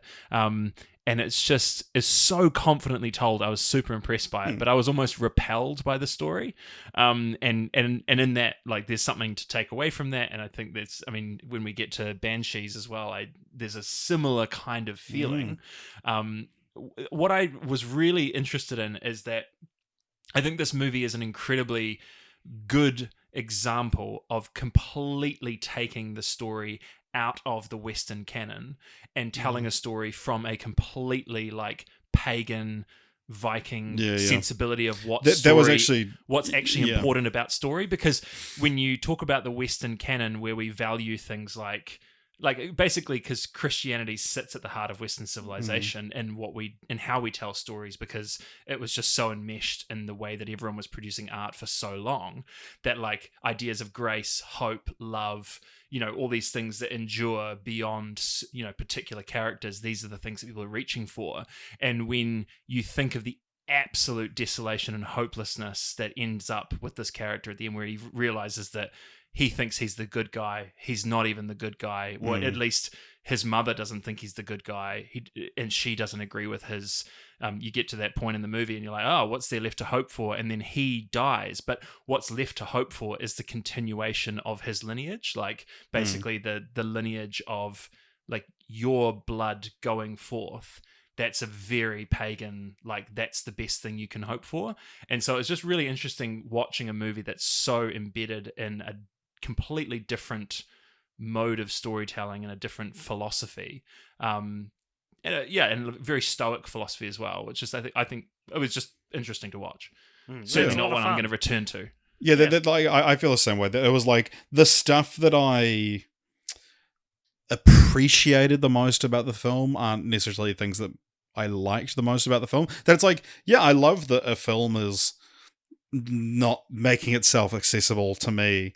And it's like, cool, man, it works for other people, and it's cool they've done that, but it was a barrier that I couldn't be bothered overcoming for the film. And that's what all of Robert Eggers, both those films that I've seen, have felt like to me, that it's like, it's cool that you've made it like this, but this means it's not going to be my favorite, but some people it is. And to be honest, I'll just watch Alexander Skarsgård and Anya Taylor-Joy do anything. So, good times. Would you watch them do sex with each other? Didn't they though? Did they? Oh, I can't remember. Yeah, man, you see her butt in it. Oh yeah! I was watching this on the plane, and I was like, I need to watch this because this is the only time I'm going to get to watch this, because like everyone else is sleeping. But in certain scenes, I was literally holding my hands on either side of the screen so that neither of my children could see what was going on. Just because you're so excited, it's like, yes. This also, just like final comment on this, it's like, this is a film I reviewed, and I remember being like, this being kind of the turning point of being like, do I do one of these every week? Like, I need to figure out a way to see The Northman then, because I was like, I just would not have watched this otherwise. The Unbearable Weight of Massive Talent, though, this is obviously a very important film to me, but this is one that I overhyped to hurt AJ's feelings. Yeah. No, Why does no one overhype anything to hurt my feelings? Because you can't be hurt, Jeremy. I hurt myself. You've really got me back for liking Knives Out, Richard. So you don't need to do it anymore. You can stop overhyping Unbearable Weight of movies. Massive Talent, I was blown away by this film. That it was... I remember, like, because this is one that we've talked about quite a few years on Anticipated, and then I think the trailer had been out by the time we recorded last year, and it was like, damn, like, it looks really shit, after being kind of excited for this film. And then it came out, and I liked it so much more than I liked the trailer. Like, the worst parts of the film are in the trailer. The thing that tipped it over for me is that it's like, not only was this just like, a classic meme film written by the internet, this was like a really nice movie. Yeah. That it was like characters really cared about each other and characters were nice to each other, and it was like, if it didn't have that, and a different filmmaker would make this like a super cynical version of this film and be like, yeah, we're making like a meta film about Nicolas Cage, like we know what we're making. But it's like, no, this was like made with real love for Nicolas Cage, which I don't know that you necessarily like need to have. But it was like Pedro Pascal's character was so much fun, and just like, and I think also it's interesting because it becomes not a meme movie. Like, it's sold with that packaging and it does it incredibly well. But at the core of it, it's actually a movie about friendship and how like, especially like friendship in your older years, like it's actually, it is, very hard for men to make friends past a certain age, apparently. Like, you basically, and especially I think commentary on like, the insularity of fame, like who can you trust now, because everyone just wants to get to know you because they want something from you, all this sort of stuff. And then at the core of this movie, it's a really, really nice just showcase of friendship and actually people just being unreservedly for one another and being like, hey, I want to be your friend and let's be friends. And actually a little bit like Paddleton. Like that sort of, which AJ's seen though. Yeah. And I was really surprised that that's what this movie ended up being, and I just enjoyed the hell out of it. And it was just, I had a big smile on my face the whole time watching it, and I was really glad that, like, at one stage I thought that they were going to turn Pedro Pascal into the bad guy, and I was like, so excited he wasn't. No, and then I was really stoked that he wasn't. So I just, no notes, really, really fun, loved it all. Yeah, and it was like, this is the one I went into with like wanting to hate it. I was like, now that people, it's this film I knew about for like 2 years, we talked about on the podcast, and now everyone else was finding out about it, and I wanted to be like, oh, I knew about this ages ago, and but I was just like, it's such a joy-filled film that I just like, all that just washed away. I think the moment that encapsulates the whole movie for me is the wall. Like, I'll sit around the wall, and then when he just like walks around the wall, it's like, hey, so good. AJ, what did you think of this film? The wall thing was in the trailer and was one of the things that made me be like, this doesn't look very good. It works better on the film. I didn't see the trailer. So I don't know. I thought it was all right. It wasn't as bad as I thought it was going to be, but I don't think there was I certainly didn't have the same reaction you guys had to it. It was okay. Did you watch it on a plane, AJ? I watched this on a plane. I watched it with my family for what felt like a safe, non-political movie that we could watch with my family. I watched this the first family night, like family dinner night, after I'd had a horrific argument with my father a few weeks earlier. So this was like, they were like, do you want to watch a movie? And I was like, oh, fuck. Like, you're like, safety zone. If there's a gay character in this movie, if there is too much swearing in this movie, if there's sex scene. The worst thing in this movie is that they talk about sucking dick at one point, and it was just this frozen moment where I was like, okay, let's drop the joke and move forward. I hope no one sucks anyone's dick right now in this living room.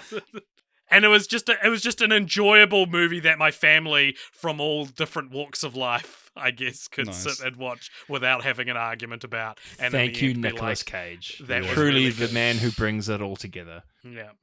Doctor Strange: The Multiverse of Madness. I mean, if you want a comprehensive Marvel one, we did put 2 podcasts on it. Jeremy didn't see it, so he has nothing to add. This is making me wonder if we need to do this podcast every year, because so much of the movies of the year are covered in, like, this year we've covered a dozen movies on Patreon. We've covered all of the Marvel movies and Harry Potter and Jurassic World on other podcasts. I guess there's still other movies. I enjoyed well, I was going to say I enjoyed our discussion about Everything Everywhere All at Once, but we are going to talk about that in the Oscars episode. Yeah, exactly. We wouldn't have talked about The Lost City, AJ. Yeah, God, I hope Unbearable Weight of Massive Talent doesn't get nominated for Best Picture.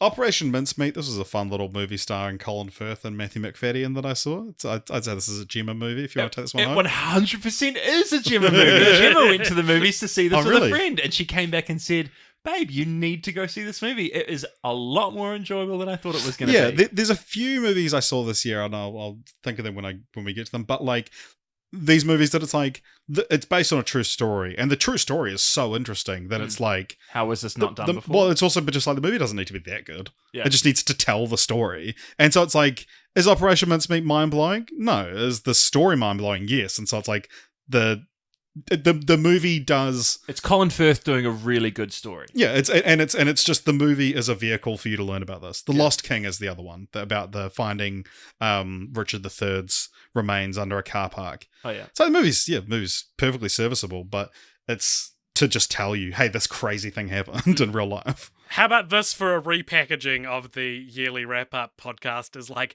which 2022 movie will Gemma most like? Like, what if that's the new gimmick? The niche of the niche. Someone who's never appeared on this podcast, doesn't listen to it, hates her husband coming over for a few hours. I like to think that Gemma's a character in the show. Well, her sister-in-law listens to this podcast. There you go. Yeah. What, your sister? No, Zoe. Oh, right. Editor Zoe. We've talked about this before on the podcast. Wait, so how are they related? They're... Her brother married Zoe. So Right, okay, Gemma's right. brother, yeah. Because I was like, Gemma's sister-in-law would be your sister. Other people can actually have multiple siblings, though, Richard. So what Jeremy's done is he's married a woman who has a brother. I didn't know that. And what the brother's done, sorry, I didn't explain it all. What the brother's done is married another woman. And that woman has been on the podcast and listens to the podcast. I think in-law is like too generic of a, like, it means too many things. You I mean reckon. too many things. What do you mean it means too many things? That, like... Can we please stop talking like, yeah, with being connected through marriage or through, like... yeah, because it can go, like, marriage and then sibling, or sibling then marriage. Both mean in-law. Right. Cool. God, We'll you take it know- up with someone from the, like, 1700s or whenever that became a thing. For anyone, like, wondering how blasé, like, Jeremy sounded, he's still playing Candy Crush. That's why he's, like, so uninvested. I know how to hook Jeremy back in. And that's because we're about to talk about Downton Abbey, a new era. Throw his Right. phone on the I'll ground. start playing Candy Crush on my phone, man. If we want to go from Operation Mincemeat, which is a Gemma film, to Downton Abbey, a new era, the ultimate Gemma movie. I'm telling you, it's the new package for the podcast. What do you think of A New Era? Oh, I can barely remember it. It was just... Yeah. it was like I watched it being like, you know, it was very similar to, I mean, a lot of the movies I watched this year, like I only ever watched movies that I actually wanted to watch, but like many of them I watched, I was just like, we're going to talk about this one. And I went into this one being like, we will talk about this one, and watched it and promptly forgot pretty much everything other than the fact that they were in like a villa somewhere that was not in England. Yeah, so that's the bit I remember less. So there was and they came back and there was a film star at the this was the second movie I reviewed this year, and me and my friend went to this on opening day at like midday. And we had the entire cinema to ourselves, and we had an absolute hoot, you know, like every fucking crawly burn we were like cackling at, like, you know, cheering every time there was a establishing shot of the Abbey. It was one of the best times I've had at the movies this year. That's great. But yeah, this thing about like there's a movie being made at Downton, and it's one of the films that's set around when film goes from silent to talkies, and so that obviously causes a big issue. But yeah, I mean, the film storyline of it, I was like, this is great. I don't know who these characters are, but I'm having a great time with it. The storyline that was like, oh, there's a dark history to what's her name, Maggie Smith's character. I was like, I don't know who these people are. Yeah, and I don't care. No, I had completely forgotten about the whole story where Lady Mary has to like be the voice of the that was great. I enjoyed it. Like, no, you're right. It was actually a lot better than I remember because I didn't remember. But now I remember it was good. For the people who like that sort of thing, that is the sort of thing they like, and it was done well. And spoilers for it, Maggie Smith dies at the end. I hadn't seen it, Richard. But you have seen Chippendale Rescue Rangers. Yeah. I love this film, man. This is a movie that wants me to like it so bad. And it felt like it was made for me, but it felt like it was made for me by someone who I just don't really want to spend too much time with. Like, someone's trying to impress me with it. It felt like specifically me. Like, someone was like, I'm going to make a movie that AJ will love. And because it's so blatant, It felt like something like made for you. Don't say that. Cut that out. Because of that, like there was I still gave it a relatively good score, but there was just a try hard aspect to it. Like I've long championed Who Framed Roger Rabbit, and have I think I've said on the podcast that I'm desperate for like a sequel or some kind of continuation set in the Roger Rabbit universe, and this is it. And there's so many things I like about it, but as a total package, I'm just like, I had a fantastic time with this movie. I would recommend it, Jeremy. There's like a couple of things about it. One is that the idea that like the cartoon characters are getting kidnapped and essentially being tortured, where their features are being changed a little bit so they're slightly not recognizable, and then being sold to like Eastern European knockoffs of films, and it's called getting bootlegged. And I was like, this is a classic like Roger Rabbit. Like this would be in a sequel to Roger Rabbit. The idea of, and like the fact they call it bootlegged. But the other thing that was like the just phenomenal fucking thing about this movie is that Ugly Sonic, the original design of Sonic, as a character in this film. No! And it's like... Played by Tim Robinson. Played by Tim Robinson of I Think Robinson? You Should Leave. The sketch on Netflix. Yes. Yeah. And so, but the thing is as well, there's not just like Ugly Sonic pops up in one scene. It's like he has a character arc in the film. He pops up every now and then, and it's so good. And the way that... because, there's been a lot of like Disney showing off all the characters they own. It's done quite well here because it makes sense. But Disney obviously doesn't own Sonic. It's a Paramount picture. Yeah. But the fact that he's only ever called Ugly Sonic, and because he's called Ugly Sonic, it's a parody. And so they were like, I saw it because it was directed by the Lonely Island guys, that it's like they were like, our lawyers on this film were incredible. And it's like, he's like, I can't speak to how we got these things in the film, but our lawyers did incredible work. But it's essentially that it's getting around parody, like using parody law to be like, this is a parody of Sonic, not Sonic, but it's the original design with the human teeth. It's and so they good. kind of like, they left themselves open to it because they didn't end up using it. And There are so many other like non-parody guest stars in this film that it's it's less impressive than how many because both Warner Bros and Disney were in Roger Rabbit, and that's somehow more amazing maybe because of the time it was in. But like, well, that's also that's like these two sworn enemies working together to make one amazing film. Yeah. But this is like got guest stars and like background character appearances from dozens of companies. Like the one that made me guffaw was they're crawling through the air ducts of a sauna, and they look through one of the windows and there's a bunch of characters. One of them's Randy Marsh from South Park. And I was like, how do you get Randy Marsh from South Park in a Disney Plus movie? Like, it astonished me. And like there's so many just Paramount appearances. as well. Yeah. There's so many appearances from like non-parody appearances from non-Disney characters. It's really surprising, and like it's like I have nothing bad to say about this film, but my memories of it are like, it was alright. Yeah, it feels like a contradiction. I don't understand myself. Is it like it's more of an achievement than an enjoyable movie for you?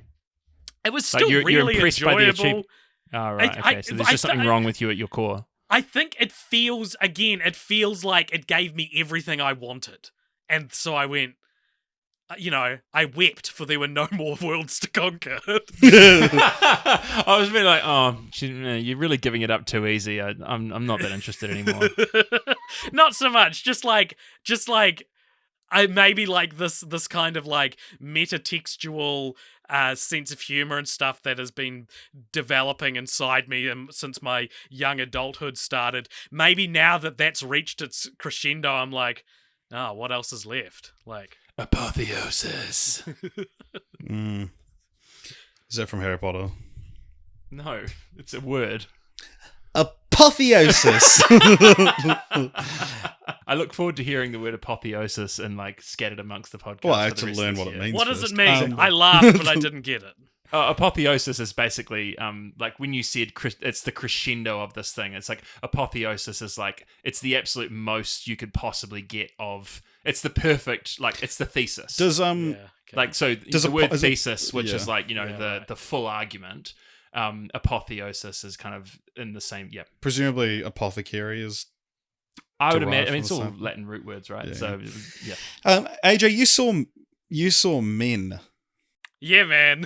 You're the only person that saw it, so AJ, you will need to take it from here. Okay, so Men is the latest directorial effort from Alex Garland, who I mainly know as writing one of my favourite movies, 28 Days Later, but he's recently, in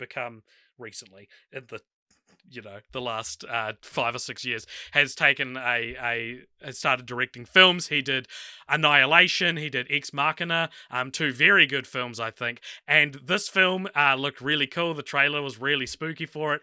It came out, and it came out while I was in England. It's funny to think like that going through all the movies now, it's like I've had such an eventful year that I'm like reliving the year as we're going through. And so I didn't get to see it for a while, but when it came out, it was like something like 68% on Rotten Tomatoes, and people were like, oh, not good. And I was like, what? It looks so spooky and creepy. And I think I liked it, and there's stuff I did quite like in it, but it is very funny in the ways that it is flawed, because basically it's about a woman who goes to this little countryside Airbnb because she's suffering some kind of like trauma that we'll learn about throughout the film. And every man in this village is played by the same actor. But, you know... Is it Rory Kinnear? Rory Kinnear. Like, the characters in the film don't necessarily notice this, but we notice it as the audience. It basically becomes a movie about how bad men treat women. Which So is, of basically, course, it's Yes All Men the movie. yeah, sort of. And like, you know, these are obviously Well, not all messages. men. These are obviously messages that I think are important to the heart of the Cult Popture podcast. But this is an example where progressiveness is done so bluntly and dumb that it just like the best review I read for this on Letterboxd said, "Hey, great job, Alex. I hope she sees this." It just feels like such an apology, a heart on sleeve, like I'm an it's- ally. Don't you get Exactly. And there's also, like, I said that it alludes to like a dark backstory. The dark backstory is told to you very early in the film, and it didn't need to be. And I thought it was so odd how you learn everything about this character in the first act, and then they All keep at doing once, yeah. flashbacks. They keep doing flashbacks to the character. To her backstory, but it's like, I know 100% of the story now. So there's why- it's not subtext. It's literally just text. yeah. And So finally, a movie does tell you rather yeah, than show you. that's why I liked it. Do you guys want spoilers? I can tell you some highlights Yeah, I'm not gonna watch it. or lowlights of it. So her dark backstory is basically she had an abusive boyfriend who, when she finally, left his life, he jumped out of their apartment window and skewered himself on a spiky fence below, and it's pretty full on. And so, to give you an example of the like, a great job, Alex, I hope she sees this kind of vibe, she's explaining this to a priest who's played by Rory Kinnear in this village, and after she finishes, he goes, right, and so you feel bad because you're to blame. You know, Oh. So it's really blatant. It's really, I still like them. I think stylistically, it's a very fun movie, but it's also something I cannot resist making fun of. So is it like one of those things that it's like Alex Garland, with almost every line he wrote a man to say in the movie, he wanted all the women in the cinema to go, "Ugh, men." Yeah, exactly. That's why they called it that. And it ends with a like this forest creature that's like chasing the main character, and it keeps giving birth out of a vagina, which we get an extreme close-up of, and that one's born, and then that one slowly dies as it's walking towards her and gives birth out of a close-up vagina. And it's this whole thing that like evil begets evil begets evil begets evil. It's just it's a very blatant movie. It's very clearly the work of a talented storyteller with some really cool stuff to say, as we've seen before in Ex Machina and Annihilation. But here it is. It's just like, I relate to it, I guess. I relate to the idea of like making something and everyone being like, this is maybe a bit too far, man. It's a bit too obvious. It's kind of like it's like he recognizes the importance of the message, but he hasn't kind of sat with it for long enough for it to become artistic. Yeah. He just has to try and put it on screen. Yeah. And it's a little bit like speaking of Gemma films, we just watched the latest season of The Crown. And the thing about the latest season of The Crown is it's terrible. So like the writing is so bad, because normally the writing is really good, and like all the previous seasons, I would say the writing is, you know, the Peter Morgan has written it all, and he's the same guy who wrote The Queen, and he wrote a play called The Audience. He's very, very good.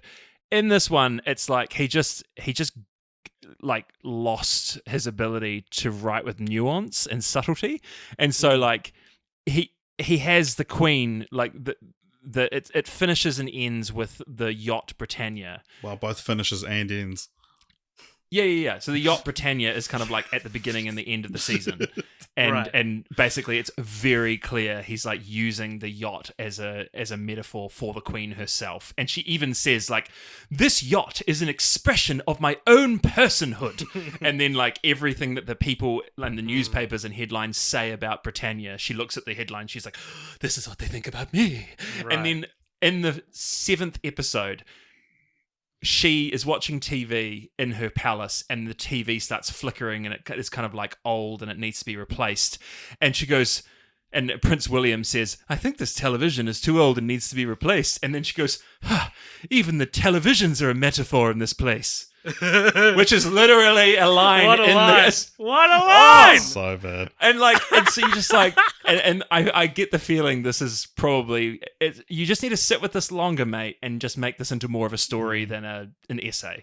Yeah, well, exactly. We probably spent a bit long on this film for two of us haven't seen. But one that two of us have seen, the other two. Top Gun Maverick. Now, this was like AJ's big sort of blinding, big blind spot for the year, right? I'll watch it for the Oscars episode, I guess. Yeah, I feel like you're going to watch this in like the worst circumstances possible and just be like, it's pro-military, didn't like it. Top Gun Maverick is like a feat. It's cinema. So good. Cinema. It's so good. And like it just looks so profoundly not my thing, so I never bothered to go. I thought the same thing. I hadn't seen the first Top Gun until a few days before I went to go see this, and I watched it. I was like, Top Gun's bad, everyone. Like, Top Gun is not a good movie. Even the 80s cheese of it, like, you know, if you have nostalgia for it, whatever. But like, it's just such a like messy film, and the visual storytelling is bad. And like, they only have 2 songs in the entire soundtrack. Yeah, it's like, if it's supposed to be romantic, they play this song. If it's supposed to be exciting, they play this song. But it's like the whole movie is 2 people up in planes, up in the air, and you're like, wait, so what are they doing? Like, why are you guys up in the air? And then just because of limitations of cameras at the time, you can't tell which plane is which. You can't tell like where you got no spatial awareness, nothing. And then I thought the trailer for Top Gun Maverick looked kind of bad. And reviews were starting to come out being like, hey, this is incredible. And I was like, oh, it's just people nostalgic for the first one. But then I watched it and I was like, actually, no, this is fucking incredible. Like, it's a feat of filmmaking. It's the communication of the story and the way the action is communicated visually is so well done. Like the whole film essentially is prep for this one mission that seems impossible. But it does feel like a Mission Impossible movie, to be fair. But they Yes, there's one mission, and they say, okay, the mission is this part, followed by this part, followed by this part, and then finally this part. So there's like 4 parts to the mission. And once you do the final part, it's over. It's a dogfight, yeah. And that's the only way that you can succeed doing it as well. But they tell you it consists of these 4 things. Every single time they get in their planes, you know which one of those 4 things they're practicing for. You know why they're doing it. You know where they are in relation to each other. And it's things like that it's like, watching this on a screen and just being like, oh, I have to watch this for the Oscars podcast. You might not appreciate. But it's like, it's that side of it that I was like, this is actually really good filmmaking. It's such a simple story communicated. It's the first film I think Tom Cruise has done that actually deals with the fact that he's getting older. Without spoiling it for you, AJ, there's sort of like a false climax in the film that it's like, it feels like, oh, the film's about to end, and then it goes, oh no, there's another 30 minutes of just straight action. And it's this thing that's like, any other film I'd feel like that's a bit of a cop-out, but just the 30 minutes of extra action is so cool that I'm like, yeah, fuck yeah. I'll say, like, it's fun to make fun. I'm not as, like, anti-seeing it as you maybe might think. It's more of a I didn't get around to it thing as opposed to a full-on. And I probably was going to watch it for this episode, but then when you told me it's probably going to get nominated for Best Picture, I was like, oh, fuck it, I'll watch it then. I went to go see this in Seattle as well. I saw this twice. So just, if we're peppering in stories of being in international places, it was National Movie Day. So all tickets were $3 in the States, and we had like 9 hours to kill. So I was like, oh, should we go see Top Gun? Because Jess hadn't seen it. Amazing. Yeah. No, this was so much fun. I thought all of the younger cast was amazing. Yeah, like great. It's so hard to, essentially with the Top Gun movie, you can't do anything else other than just do it again. Like you can't do like a gritty sequel that deals with a whole bunch. Like they did a bit of that, but when you say Top Gun on the tin, you've got to do Top Gun. You've got to have young, fun, like shirtless, beach sports. Yeah, and you've got to have like young people falling in love, and like I think they did such a good job of still having Tom Cruise and his storyline continuing, whilst also giving you the Top Gun of it all. And still giving you what the name Top Gun promises. Rooster, it's played by Miles Teller. I thought he was incredible. Great. Glenn Powell as Hangman was great. So good. And again, it's like they got away with doing the same character beats that you have with Iceman and Maverick in the first one. And you don't, I didn't get cynical about the fact, they're just trotting the same thing out again. Like, it's like, yeah, this story can be told again, and it can actually be interesting again. Speaking of Iceman as well, his scene's one of the best scenes of the year. Oh, incredible. Yeah, so good. So good. Yeah, AJ, I think this might actually charm you. Like, I'm sure. I'm not. For the record, I don't want to go out and say I won't like this. I'm too world weary of films and how exciting they can be to be like, well, I will never be impressed by this movie. Well, I do worry that the conversation we're going to have with this is just AJ being like, it's just military propaganda. I can't support it. And there is an argument for that. But Richard, we do dedicated podcasts to the MCU every year. I'm fine with talking about military propaganda. All right. Okay. I can like, it's you can love a movie you disagree with. I don't think that's impossible. I think it's more likely to hate a movie you disagree with, but it's not impossible to love a movie you disagree with. Yeah, and I think Tom Cruise is the expert at getting me to love things that I should really hate. Exactly. What a great little metaphor buried within it. Yeah. Yeah. Well, because we all love like Triumph of the Will. I didn't see that one. You'd love it. Bob's Burgers movie none of us saw. Crimes of the Future, David Cronenberg's new movie. I saw that it was playing at the film festival here. Disappointed by it. It was it's a weird movie. I see people making people's end of year list, and it's one of those things that's like, you just want to sound cool, don't you?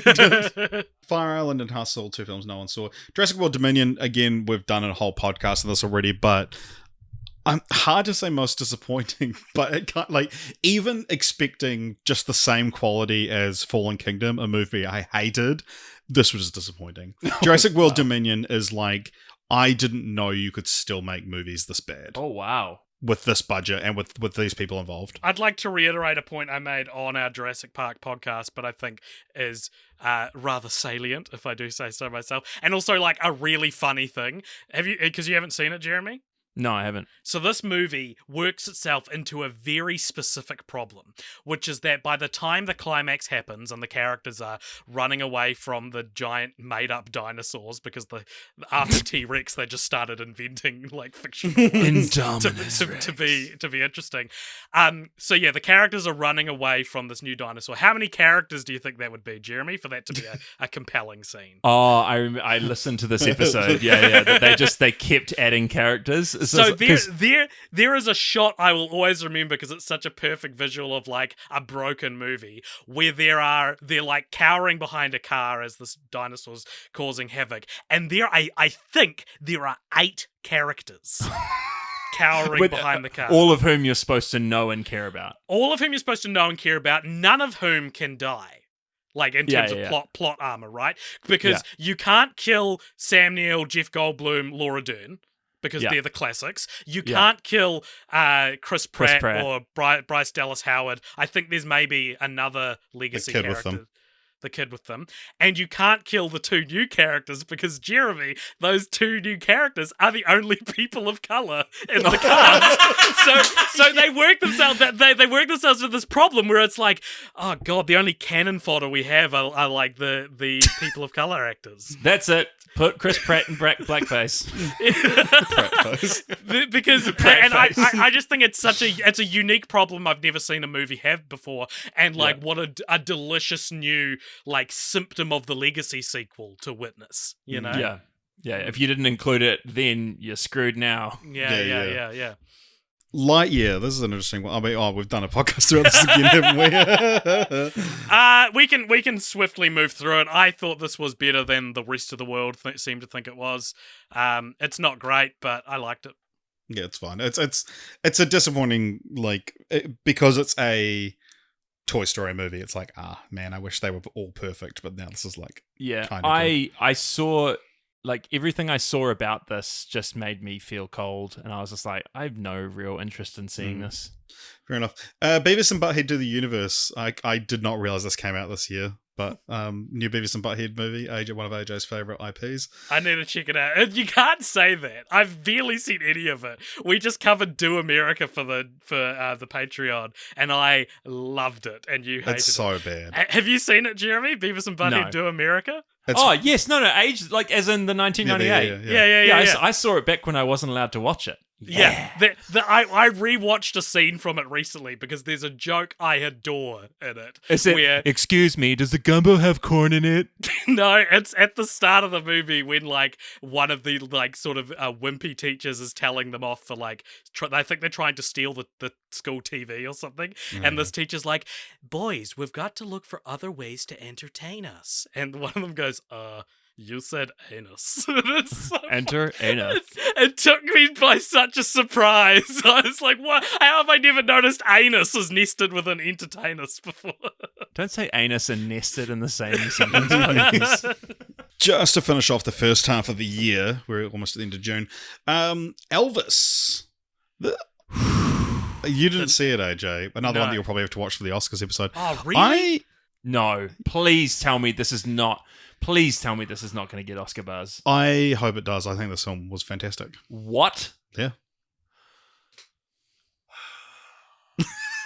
Jeremy has put down Candy Crush.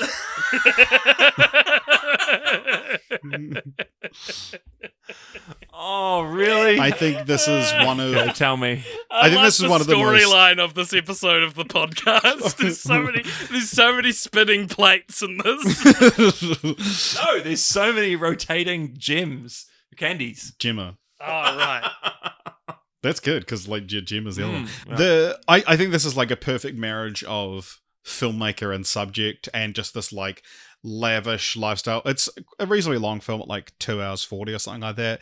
It was maybe like 2:25 before I even thought to check my watch to see how long it had left. Like, it's so kinetic. It's so exciting. I thought Austin Butler was fucking amazing in the film. Tom Hanks giving one of the strangest performances of his life. Serious.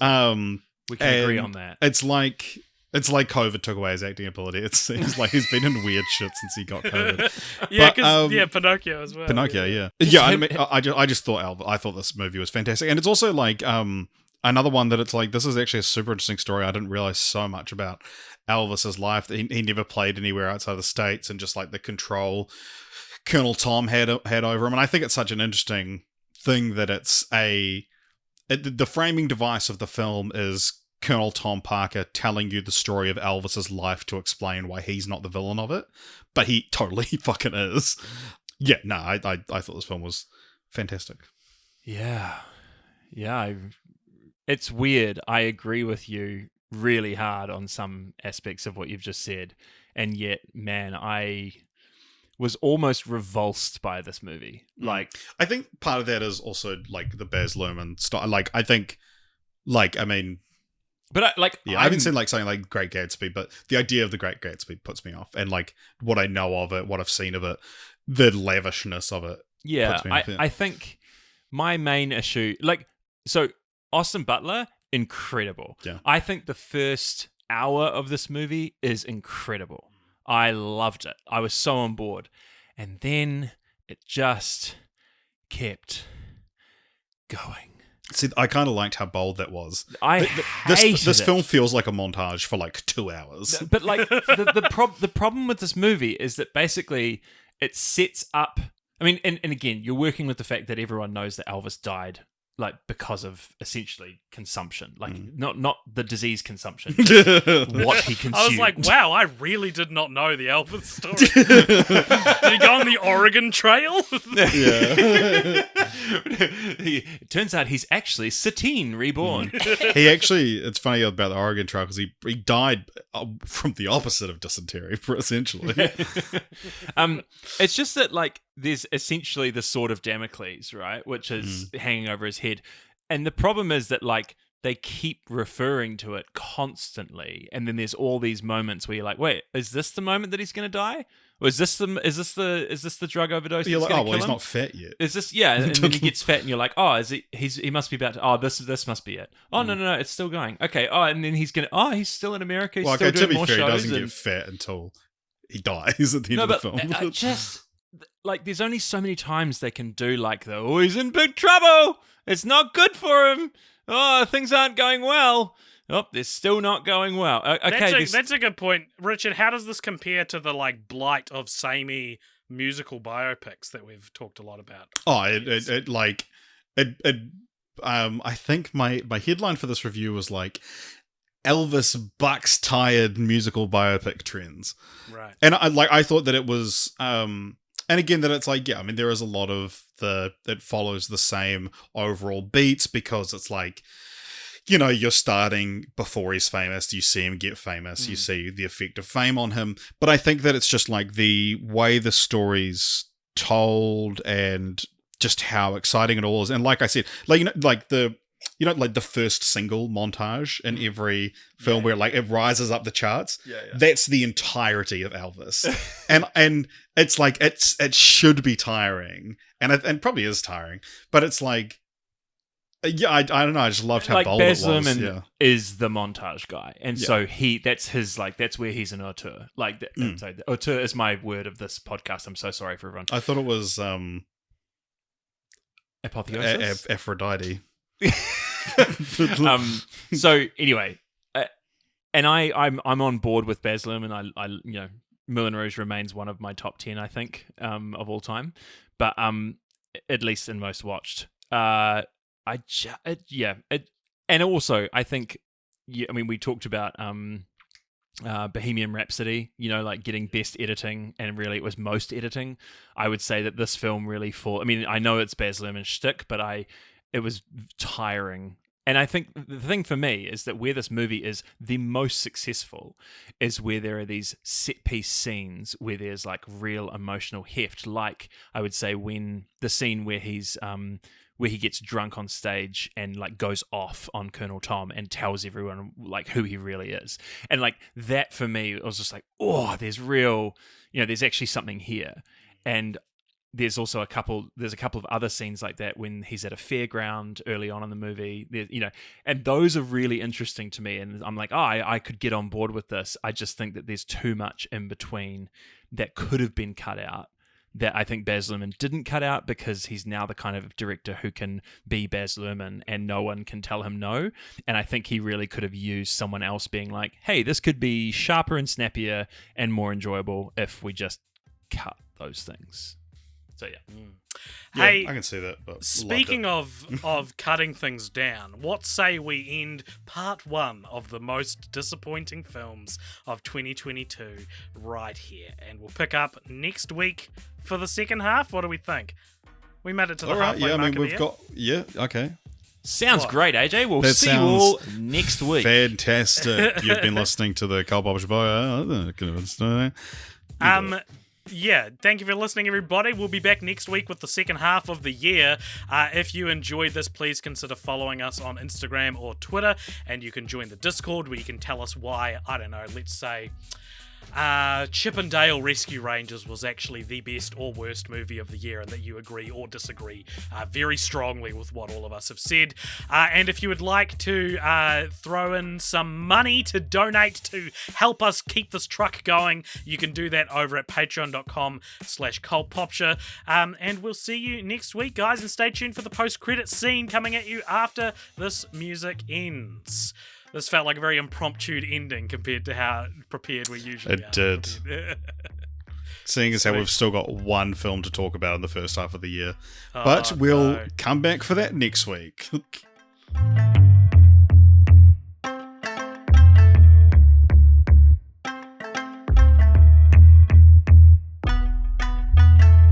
Welcome along to the post-credit scene. There's a segment at the end of each episode where if you donate $5 or more over at patreon.com/cultpopture, you get to give us something to talk about in this, the post-credit scene. Richard and Jeremy, who is it from and what is it? Today's one comes to us from Jake, who writes, if you could make a documentary on any subject, what would it be? Oh, fucking hell. You go first. I'm so fascinated by... I've said this many times, that I'm like so fascinated by music, because I don't understand how it works. Like, I don't understand how people can just write music. And so I've always thought that a fascinating subject for a documentary, if you would just make on one person, is Rick Rubin, who's a record producer.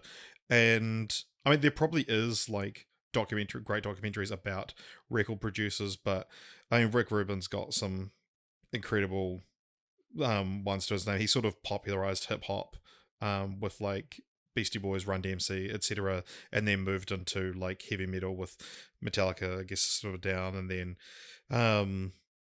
Chili's and The Strokes and Weezer, and then before doing like Johnny Cash and stuff. And it's just like, and I've seen interviews with him, and he talk about, you know, finding things for songs and throwing these things in at the last second. And yeah, I just find that stuff so fascinating, and he's such a prolific record producer that just to see his process would be fascinating.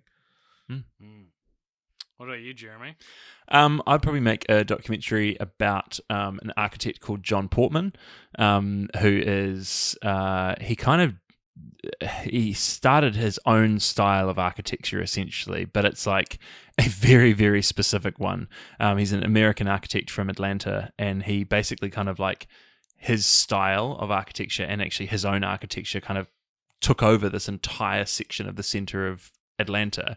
And then basically, if you've ever walked into a hotel that is like, the interior of the hotel is this enormous atrium with all of the rooms around the exterior walls that all kind of like have kind of corridors that overlook the atrium, and then like glass elevators that go up and down inside the atrium. That is John Portman. Like he came up with that style, and it went all over America, even came to Christchurch. There was the Park Royal in Christchurch, or what became the Crowne Plaza, was an imitation of his style. And he's a fascinating architect because he's so about the business of architecture. He wasn't just like, I just want to make things that look beautiful. And I just find that his style took over American architecture for this very specific period and then died a death very quickly. And I used to hate it. Used to think it was really ugly, and then in studying more about him, actually fell in love with his whole style and how bold it was. And I just so I'd want to dig into that more. Awesome. AJ? I'd make a documentary where I'd lead an expedition looking for the Canterbury cat. The Bigfoot of Christchurch, New Zealand.